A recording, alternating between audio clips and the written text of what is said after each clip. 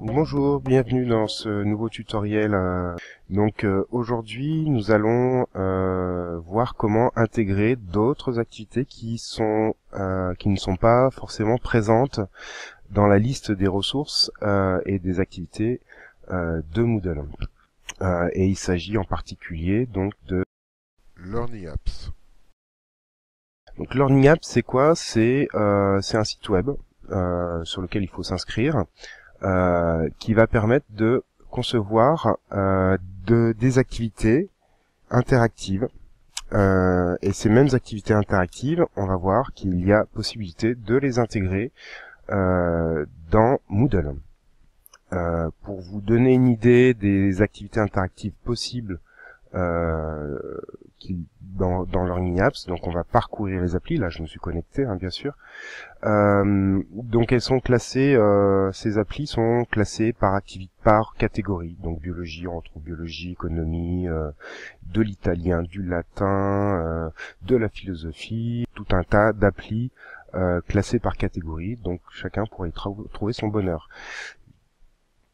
Si l'on parcourt les activités par catégorie, ici on tombe sur des activités qui ont été conçues par des personnes qui ont décidé de les laisser en libre accès, donc en public. Voilà. De notre côté, si on veut créer des applis, si on trouve pas notre bonheur dans ce qui est déjà fait, alors il y a effectivement beaucoup de tests aussi, à vérifier quand même bien les applis et testez-les avant de les utiliser, ne vous fiez pas juste au titre. Si l'on veut commencer une appli, on va créer une appli. Et là, on tombe sur les possibilités de genre d'appli que l'on peut créer. On peut faire des classements par paire, des regroupements. Alors, évitez de prendre les mêmes activités qu'il est possible de faire avec les outils présents dans Moodle. L'intérêt de Learning Apps, là, c'est vraiment de pouvoir varier un peu. Voilà, on retrouve une activité qui va être orientée comme le jeu du millionnaire, par exemple. Des puzzles, des mots-clés, jusqu'à des courses de chevaux, des pendus. Donc à voir comment vous pouvez adapter pédagogiquement ces activités-là, enfin en tout cas ces applis, dans des activités pédagogiques de votre scénario sur Moodle. Donc on va peut-être aller voir comment ça se passe, comment on peut concevoir une appli. Donc c'est relativement simple, il y a quelques champs à remplir. On va prendre par exemple le jeu du millionnaire. Donc là c'est une version quiz améliorée avec une interface jeu du millionnaire. L'idée c'est de augmenter, si vous vous souvenez du jeu du millionnaire, de répondre à des questions qui vont nous permettre de gagner de plus en plus de sous. Donc quand on demande de la création d'une appli à partir d'une certaine application, puzzle ou jeu du millionnaire, là comme c'est le cas, on arrive déjà sur un exemple qui va nous donner un aperçu de ce à quoi ressemble l'application. Donc là, j'ai l'exemple numéro 1, c'est un quiz sur la francophonie. Donc j'ai une petite indication, une consigne, donc qui est une tâche. Donc après avoir regardé la vidéo et lu la transcription, testez votre mémoire et répondez à ce quiz. Donc là, on sous-entend que la personne a vu une vidéo et lu la retranscription avant de faire ce jeu du millionnaire. Donc, ok. Et là, dans quelle année est paru le terme francophonie? Donc, j'ai plusieurs solutions à cocher. Hop. Ah, bah, j'ai faux. Dommage, j'ai perdu. Je dois retenter ma chance. Donc, c'est le véritable jeu du millionnaire. Voilà, je retente ma chance. 1880. J'ai gagné. Donc là, qu'est-ce qui se passe? J'augmente dans mon score, on va appeler ça score, j'ai gagné 1000 euros. Enfin 500 euros, et là je joue pour 1000 euros. À quelle place se trouve le français parmi les langues parlées sur la planète? Je crois qu'actuellement c'était un peu un sujet d'actualité, donc je vais répondre 5e. Voilà. Et j'augmente mon score ici. Je peux consulter les exemples pour m'assurer que ce jeu, en tout cas cette application, correspond bien à mes objectifs pédagogiques et aux activités que je veux faire réaliser par l'apprenant. Si c'est le cas, je vais créer une nouvelle appli à partir de ce modèle-là. Donc, j'ai un titre, c'est le titre qui va s'afficher en haut de l'écran, la consigne, et voilà. La première question, c'est la question qui me permet de remporter 500 euros, ou 500 points. Donc j'ai une question, je remplis le champ question qui attend du texte, j'ai une bonne réponse, une mauvaise réponse, j'ai 3 autres mauvaises réponses à renseigner pour pouvoir demander d'effectuer un choix. Je peux ajouter une autre question pour le même score ou pour le même gain. Voilà. Je vais la supprimer. Et ensuite, j'ajoute d'autres éléments de questions encore. Voilà, bon, c'est la même chose, hein, j'ajoute des autres questions pour la somme de 500 €. Je peux, du coup, estimer que pour 500 €, il devra répondre à cet ensemble de 3 questions. Et ainsi de suite. Pour gagner 1000 €, je vais rédiger une question avec une bonne réponse et 3 autres mauvaises réponses. Et ainsi de suite jusqu'à l'obtention du million. Voilà. Chose importante, j'ai un feedback à la fin. Alors, le feedback est relativement simple. Bravo, tu as trouvé la bonne solution. Mais à vous de voir comment orienter un feedback qui est une véritable utilité pédagogique. J'ai un dernier champ aide qui va proposer des indices à la solution. Alors là, je n'ai qu'une aide, donc méfiez-vous, dans ce type d'application millionnaire, l'aide va concerner l'ensemble des questions. Donc, mais en aucun cas, vous ne pouvez ici afficher une aide contextuelle en fonction des questions. Hein. C'est vraiment un ensemble d'aides pour répondre à l'ensemble des questions. Voilà, donc c'est peut-être un petit récapitulatif sur le cours qui est traité via cette application. Et ensuite, j'affiche un aperçu. Voilà, bon, il déroule. Voilà, tu as trouvé la bonne solution. Mes questions étant vides, il a déroulé l'ensemble des questions sans s'attarder. Je vais devoir enregistrer l'appli. On va admettre que mon appli est correctement remplie. Mon application a bien été enregistrée. Je peux la retrouver ensuite dans mes applis. Donc j'ai une banque d'applis que j'ai réalisée. Je vais pouvoir déterminer si l'appli est publique ou privée. Et ensuite disposer des liens qui vont me permettre de partager cette application. Donc le lien hypertexte global qui va afficher l'appli comme telle qu'on la voit ici à l'écran, un lien qui va permettre d'afficher l'appli en plein écran, et un code d'intégration qui va me permettre d'imbriquer cette application dans une page web.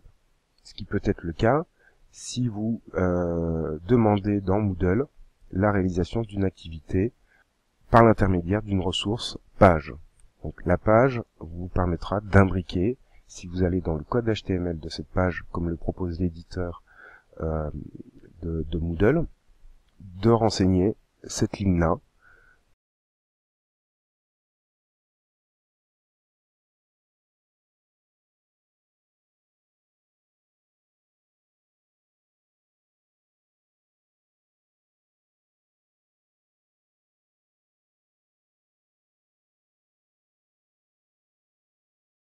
Voilà.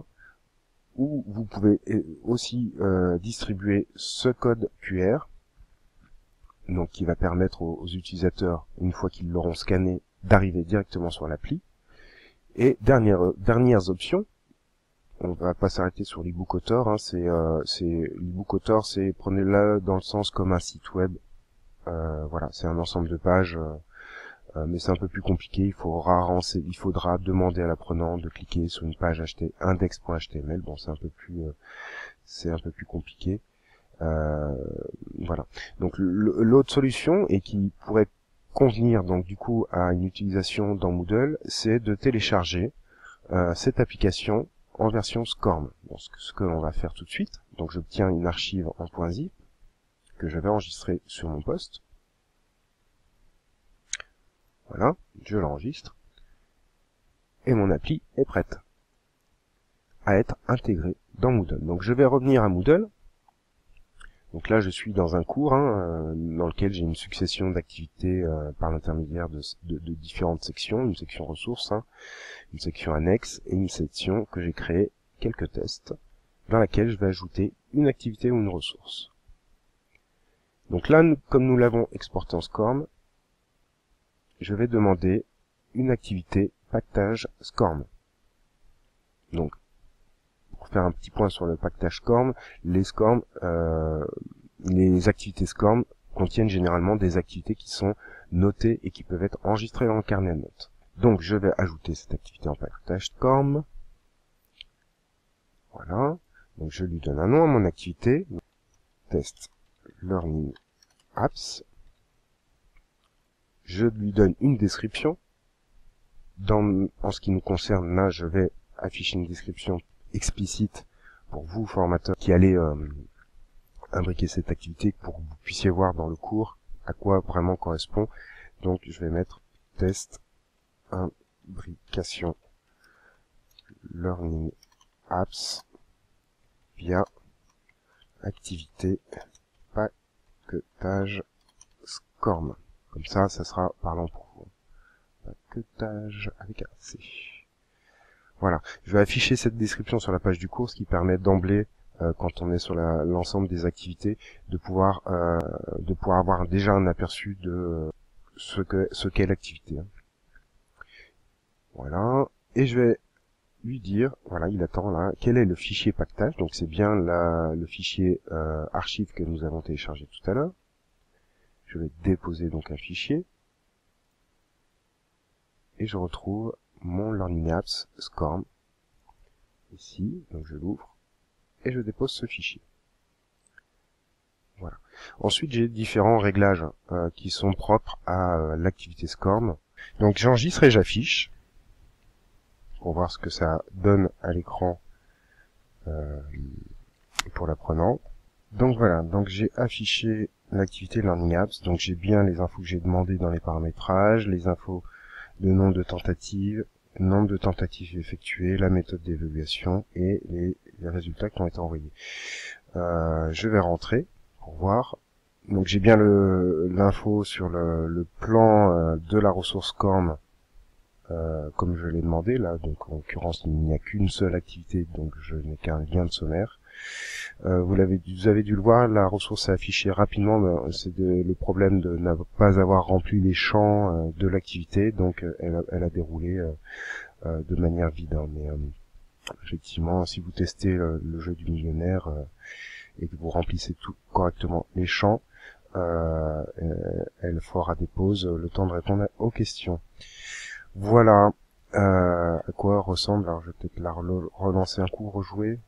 Voilà, donc j'ai bien à chaque fois à chaque étape les questions qui vont se poser, hein, mais comme elles sont vides, voilà, il la déroule jusqu'au bout.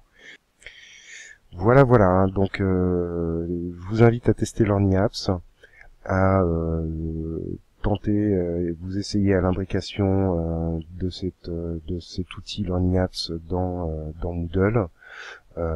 Et puis aussi à vous tester à créer différentes applis, parce qu'il y a des activités qui peuvent être complémentaires, qui ne sont pas forcément prévues dans Moodle, comme les mots croisés. Les vidéos avec insertion, je vous conseille plutôt d'utiliser l'activité H5P.